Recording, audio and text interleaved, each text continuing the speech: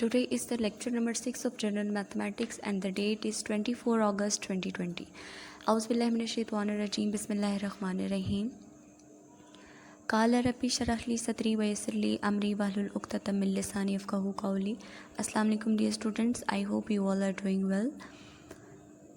Today we will start a new chapter, chapter number 3, that is business mathematics, and SLOs for this chapter are: you will came to know about sale and cost price of products. You will able to identify profit and loss, that how we can earn profit and how loss is incurred.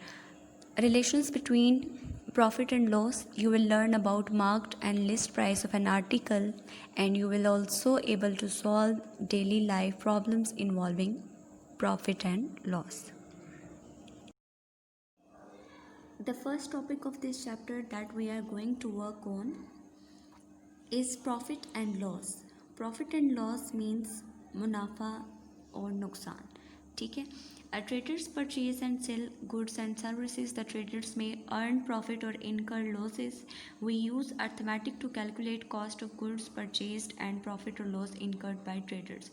Like आपके पास जो ताजर होते हैं वो कुछ सामान, goods are actually the things that they purchase, कुछ वो ख़रीदते हैं और कुछ वो बेचते हैं. ठीक है. तो इन के उनको कितना प्रॉफिट हो रहा है और उनको कितना लॉस हो रहा है, तो ये सारी चीज़ें कैलकुलेट करने के लिए हमें कुछ अर्थमेटिक ऑपरेशंस अर्थमेटिकली इन चीज़ों को सॉल्व करना होता है. That we can add and we add some amount into other and we also deduct some of it.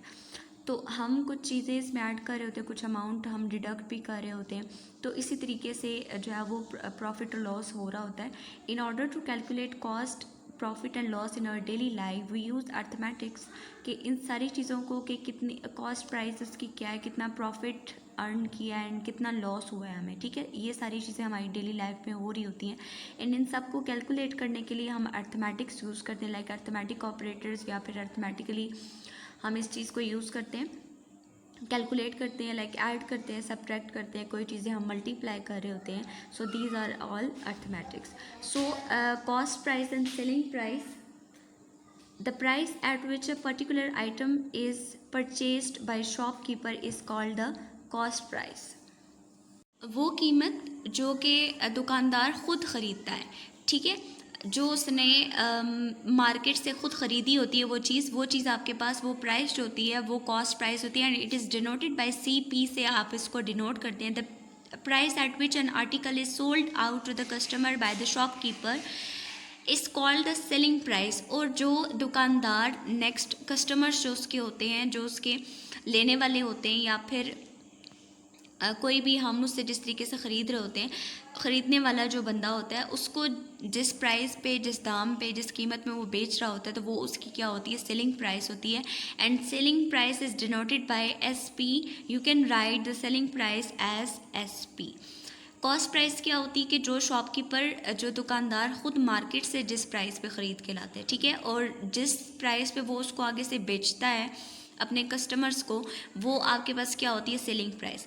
Like अगर एक दुकानदार है, वो अगर 1000 रुपीज़ की कोई चीज़, कोई भी ऐसा प्रोडक्ट या कोई भी आर्टिकल वो लेके आ रहा है एंड वो आगे से जो है वो 800 की बेच रहा है आपको, या फिर 1200 की बेच रहा है, तो जो 1000 है वो आपके पास कॉस्ट प्राइस है जितने की उसने खुद ली थी, एंड जो 800 या फिर 1200, 1500 कुछ भी है, 2000 है, वो उस कीमत में बेच रहा है. That is the selling price.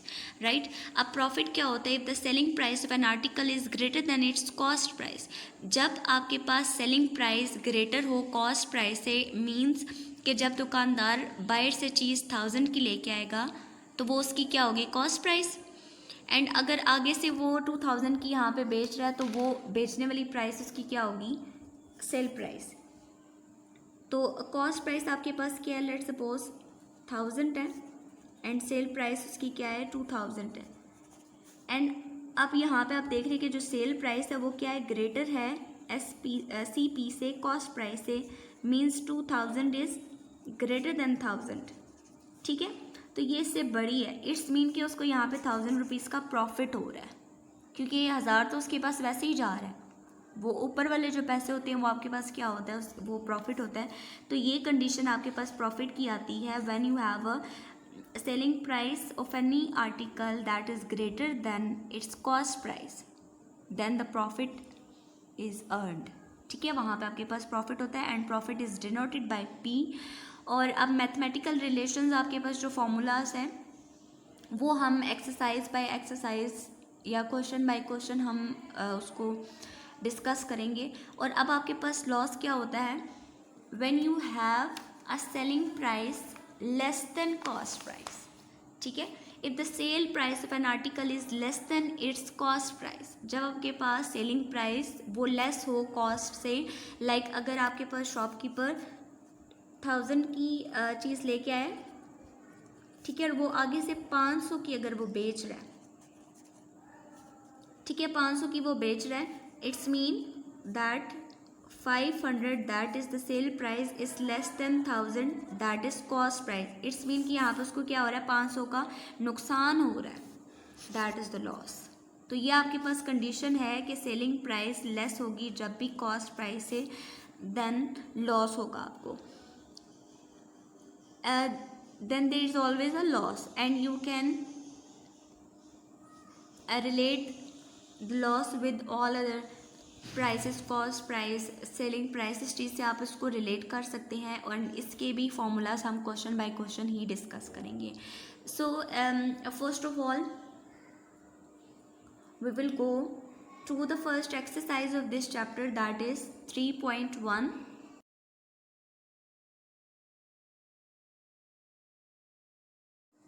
3.1 question number 1 is find the SP. SP means sale price when you have a cost price and profit or loss.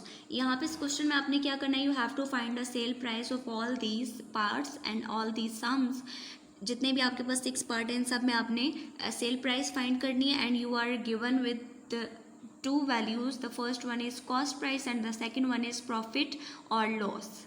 आपके पास प्रॉफिट और कॉस्ट प्राइस की वैल्यूज़ दी होंगी या फिर प्रॉफिट और लॉस की values दी होंगी, सॉरी कॉस्ट प्राइस और लॉस की दी होंगी। सो स्टार्ट करते हैं। फर्स्ट क्वेश्चन आपके पास ये है and the formula we will apply in this question is for profit. ठीक है, sell price equals to cost price plus profit आपके पास है। यहाँ पे क्या होगा कि सेल प्राइस हमने फाइंड करनी है और कॉस्ट प्राइस और प्रॉफिट जब आपके पास गिवन होगा then you will put the values in this formula for finding SP.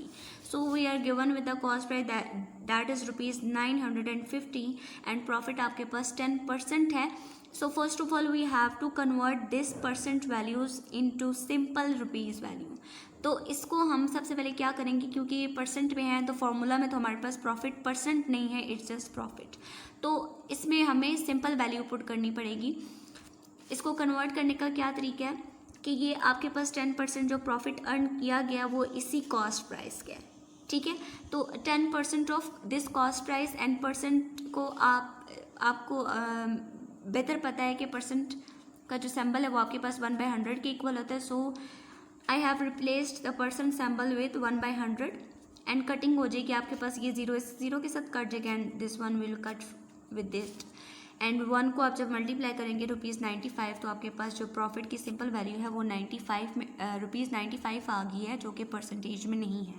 So now अब मैं कॉस्ट प्राइस की और प्रॉफिट की वैल्यू यहाँ पे इस फॉर्मूला में पुट करूँगी। ₹950 plus ₹95 that is equals to 1045. So this is your answer. 1045 is your sale price for this question. Okay, second part है आपके पास cost price equals to 1540 and loss equals to 5%. So यहाँ पे हम loss वाला formula लगाएंगे। Profit किसी cost price में हम ऐड करते हैं, लॉस हम उसमें से उसको माइनस करते हैं। ठीक है, तो यहाँ पे आपके पास क्वेश्चन है एंड आप फॉर्मूला ये वाला अप्लाई करेंगे, SP equals to CP minus loss and you are given with the cost price and loss values. So इसको भी इसी तरीके से परसेंटेज में से हम सिंपल वैल्यू में इसको पहले कन्वर्ट करेंगे। मेथड वही है, 5% of this cost price. Percentage के सिंबल को मैंने 1/100 से क्या कर दिया, रिप्लेस कर दिया और इसको सॉल्व कर रही हूँ मैं, ठीक है। इसको आप डायरेक्टली भी कर सकते हैं कि 5 को आप मल्टीप्लाई करें इस वैल्यू के साथ एंड डिवाइड करें 100 के साथ, तो आपके पास ₹77 एज योर लॉस आ जाता है, ठीक है।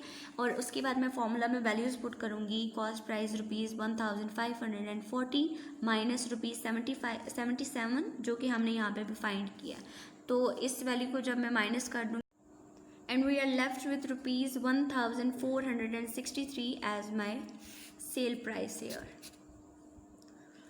ओके अब इसके जो पार्ट्स हैं 3 है, 4 है, 5 एंड 6 हैं, वो आप लोगों ने खुद से करने हैं, that is your home task. So question number 2, Haris purchased a car for ₹2,48,000 and spent ₹12,000 on it's denting and painting. अब उसने जो कार ख़रीदी है वो क्या है, 2,48,000 की है, एंड जो उसने डेंटिंग और पेंटिंग के लिए, उसको रिपेयर करवाने के लिए जो पैसे खर्च किए हैं वो आपके पास 12,000 है। ही sold that at a profit of 5%, और जब उसने उस कार को रिपेयर करवा के बेचा है तो उसको 5% का प्रॉफिट हुआ है, मुनाफा हुआ है, ठीक है। व्हाट डिड द कस्टमर पे टू हारिस, कि कस्टमर ने हारिस को कितने पैसे दिए, यानी कि उसने कितने की बेची गाड़ी। सबसे पहले तो हम लोगों को इसकी टोटल कॉस्ट प्राइस पता होनी चाहिए फॉर फाइंडिंग और सेल प्राइस। यहाँ पे हमने सेल प्राइस को क्या करना है, फाइंड करना है।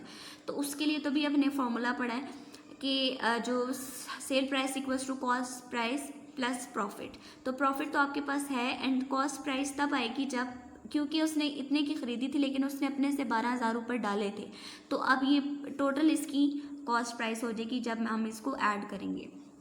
सो फॉर्मूला सेम ही होगा, cost price plus profit equals to sell price, and total जो कॉस्ट प्राइस है उसकी क्या आएगी कि amount of purchasing plus amount for denting and painting, ₹2,48,000 plus ₹12,000। जब इस दोनों को मैंने ऐड किया मेरे पास कॉस्ट प्राइस क्या आ गई, ₹2,60,000। तो प्रॉफिट को इसी तरीके से हम कन्वर्ट करेंगे सिंपल वैल्यू में। मेथड वही है कि परसेंट सिंबल को आप 1/100 से रिप्लेस करेंगे एंड कॉस्ट प्राइस क्या वैल्यू पुट करेंगे, तो आपके पास जो प्रॉफिट है वो 13,000 आ जाएगा, and you will put all the values in the formula.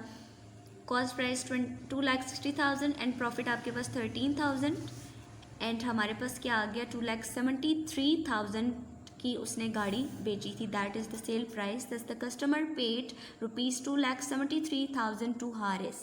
तो कस्टमर ने उसको कितने पे किए, ₹2,73,000। Okay question number 3 is find the CP। अब आपने कॉस्ट प्राइस फाइंड करनी है जबकि आपके पास वैल्यूज गिवन होंगी सेल प्राइस, प्रॉफिट या फिर लॉस की। तो कॉस्ट प्राइस के लिए हमारे पास प्रॉफिट के लिए अलग फार्मूला है एंड लॉस के लिए अलग फार्मूला है, जैसे SP के लिए था। तो फार्मूला हम जो इस क्वेश्चन में यूज़ करेंगे वो ये 2 हैं। First one is for profit and second one is for loss. तो CP equals to 100/100 plus profit percent. यहाँ पे प्रॉफिट परसेंट है, that means you have to put the percent value of profit. जो percent में आपको value दी होगी आप as it is उसको यहाँ पे पुट कर देंगे। We don't need to convert it into a simple value and multiply sell price. इसी तरीके से जो है वो आप लॉस को 100 में से माइनस करेंगे, लॉस परसेंट को, बाकी चीज़ें इसमें सेम है। So first question is SP equals to ₹672 and profit equals to 5%। Data मैंने लिख लिया पहले, फॉर्मूला में मैं डायरेक्टली वैल्यूज़ पुट करूँगी क्योंकि मैंने इस 5% को कन्वर्ट नहीं करना into simple value because we have profit percent in the formula. ठीक है, ये आपने डिफरेंस याद रखना है कि जब आपके पास प्रॉफिट परसेंट आएगा आप डायरेक्टली परसेंटेज की फॉर्म में जो उसकी वैल्यू होगी वही आप पुट करेंगे, आपको कन्वर्ट करने की ज़रूरत नहीं है। सो 100 प्लस प्रॉफिट की परसेंट क्या थी 5, आई हैव पुट 5। ठीक है, उसको मैंने कन्वर्ट नहीं किया एंड सेल प्राइस के साथ मैं उसको मल्टीप्लाई कर दूँगी। After simplifying this you will get cost price that is ₹640। ठीक है, सो क्वेश्चन नंबर 2 इसका जो पार्ट 2 है वो आपके पास है sell price equals to 851 and loss is 8%। Loss आपके पास जो है वो 8% है। सो ये आपके पास 851 सेल प्राइस है एंड लॉस आपके पास 8% है, और इसका फॉर्मूला क्या था 100/100 minus loss percent multiply sell price. तो मैंने वैल्यूज़ पुट कर दी एंड कॉस्ट प्राइस मेरे पास क्या आ गई 925। इसके भी बाकी पार्ट्स आपका होम टास्क है, you have to do them by yourself. Students, here's your diary. You can note it down from here. Thank you so much. Take care. Always stay blessed. Allah Hafiz.